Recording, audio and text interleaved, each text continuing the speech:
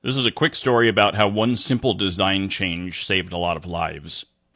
According to Captain Wally Schura, who along with being a pilot is also a 3-time astronaut, in those days you either had an arrested landing or a major accident.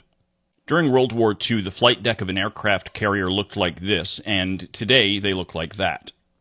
The main reason is when you have a straight flight deck, every landing either ends with a properly arrested aircraft or an aircraft crashing into something at the other end.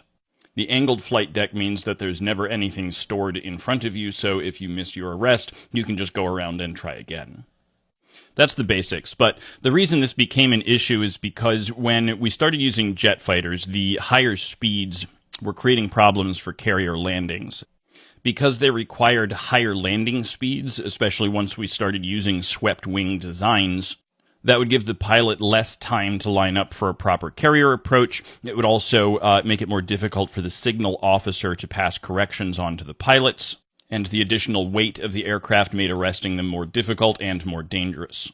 Because of this, before the angled flight deck, there was a real concern that high-powered aircraft would not be able to be used on aircraft carriers, and that carriers might be relegated to simply an anti-submarine role.